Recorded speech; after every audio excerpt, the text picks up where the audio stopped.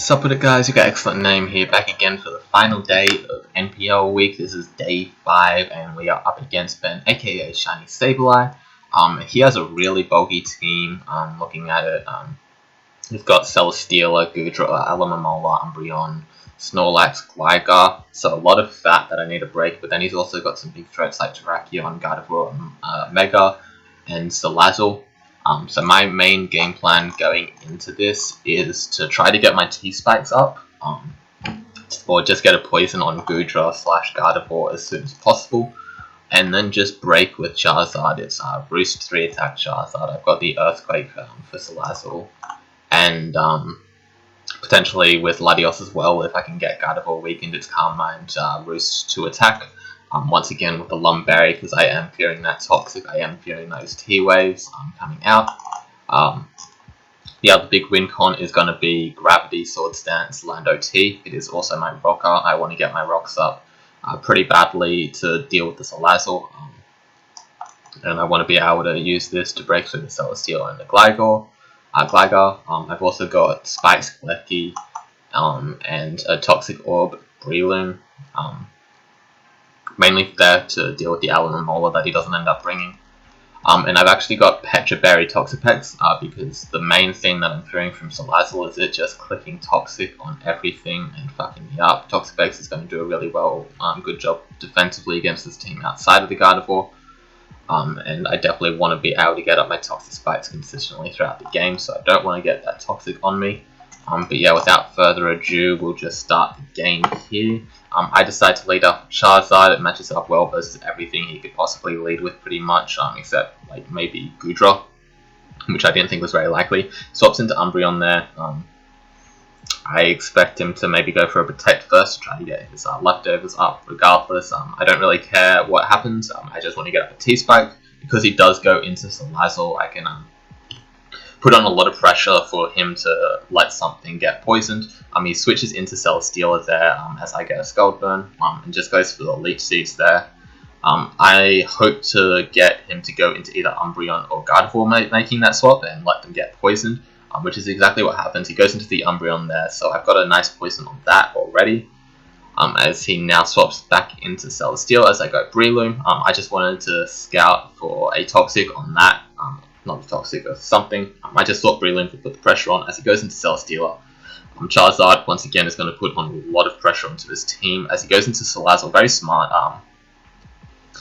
He doesn't want to let Gudra get poisoned just yet, so he does go into Salazzle. He's willing to take that big shit for it. As I just go into Toxapex because I can deal with it defensively pretty well. But he does reveal to be sub, which puts a lot of pressure onto me. As he goes for the T-Bolt, Breloom eats that up pretty easily, but it doesn't eat up a Flamethrower, which is what I'm expecting to come out here in case I go Klefki. But he actually goes for the Ice Beam, which is really terrible for me. As you can see, he gets the freeze there because Pokemon, am I right? But thankfully, I do pack the Lumberry, so I kind of am forced to just break this up here. I don't think Latios is going to do too much at 33%, even though it does have Roost. It doesn't roost super easily on anything, and at this point I'm still just thinking that Charizard and Landorus are going to be my main win cons anyway. Going to Klefki there, see if I can cheese a Toxic onto him, but he does make the smart play going into Gliscor. I can go into Zard here, just put a lot of pressure on as he goes for the U-turn there into Umbreon. Rocks being up are going to be really bad for me in the long run though, because I don't have any removal. I was kind of relying on him removing rocks for me. I go for the Flamethrower there, knowing that he's going to go for a Wish, that's how he's been playing, and knowing that he'll go for a Protect there, I go into Landorus. This is going to give me pretty much free rocks, is what my goal is there, as he goes for a Baton Pass to get in Celesteela. I'm just expecting him to be Leech Seed. Even if he is Hidden Power Ice, I do live that hit, so I just can go for a Gravity here. And then I'm very confident that he'll go for a Protect or sack Salazzle. So I just can go for a Sword Stance there, just to put the pressure on, force him to go into the Gardevoir, which is exactly what he does. I do not live a Hyper Voice or anything like that, so I just want to go into Klefki here to take the hit. It reveals to be Hidden Power Ice, which is a bit surprising because Hyper Voice already kills me off anyway.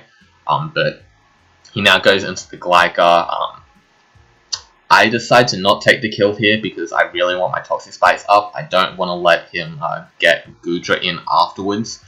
Because I've already revealed that I'm Flash Cannon and not Dazzling Gleam.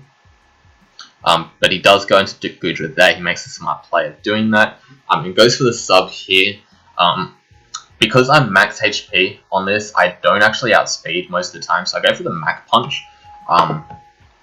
But because he lived, his sub lived that, sub shouldn't have lived that because I am max attack adamant.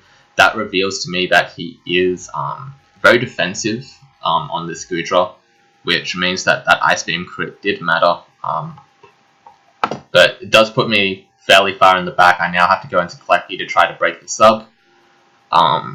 As he goes for the Fire Blast there. Thankfully, I am packing the Ochre Berry for the Salazzle to get a T-Wave off on it, but it works here too. And once again, I just want to get that Toxic onto it. Obviously, he does go into Celesteela here, but I don't lose all that much from doing so. Charizard is a pretty safe swap here, even though I'm taking Rocks damage. He's revealed to just be a pretty standard defensive set, so I can take on whatever he wants to go for there. And I go for the Roost here. I kind of expect him to want to try to sack something and then bring in Gudra to force me to sack this. I just don't want to let him do that. He goes into Gudra now to get poisoned. As I go for the Flamethrower, he resists it, but it's still taking a pretty decent amount of damage, which means that he's probably Fizz Death. But I can just Roost on this because Roost takes away my Flying type. I can live that T-Bolt. And as you can see, I'm at 51%, which allows me to swap out here. Into the Klefki. He predicts the swap there and goes to the Fire Blast, which is really unfortunate. Losing the Klefki is going to hurt for the Gardevoir, but I can go into Toxapex here. He's poisoned, so he can't really break through me. I can just go for a Recover there, because T-Bolt is going to be able to 2-hit KO me if he is Max Modest or something like that. And I can just go into the Landorus here as he goes for the Wish.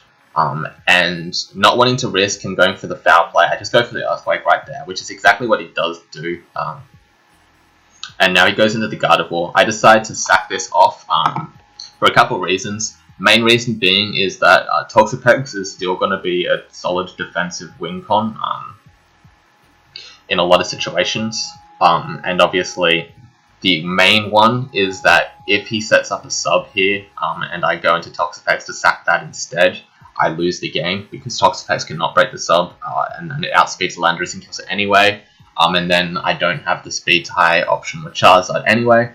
And the other one is obviously if he is running Modest, I do outspeed him anyway as well. So I could actually no, I don't outspeed Modest. Never mind. I didn't bring my spread to outspeed Modest because I think it would be Timid.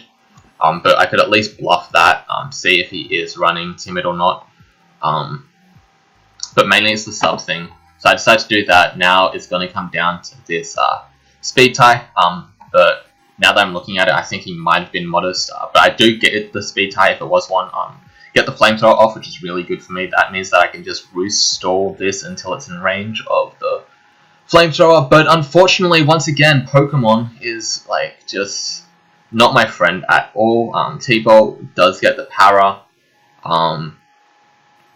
And loses me the game. He swaps hard into Celesteela, which is just going to be a long-ass Leech Seed stall fest until he eventually wins because I run out of recovers and the Gudra just wins because he is healing more than I'm doing to him. So I decided I don't really want to play that out because I know that he just heals the same amount back with the Leech Seed anyway. So I just spam Scald here, until he eventually kills me. No reason to try to make this a 150 turn game when it was already over anyway and I wasn't going to get any more differential. But yeah, basically that's Pokemon. Once again, really sucks putting so much energy into the game and then having all this stuff happen, all these crits, all this hacks. It's just really demoralizing. I finished 2-3. I don't think I should have finished 2-3. I think I showed much better performance than what my record indicates. And hopefully to all the mods that are watching, you can respect that performance and still maybe vote for what could have been. But yeah, I'll be sure to still upload some videos for the other leagues. UPA is starting up soon, so I'll have a draft analysis for that coming out shortly. So make sure you stay tuned for that. See you guys next time.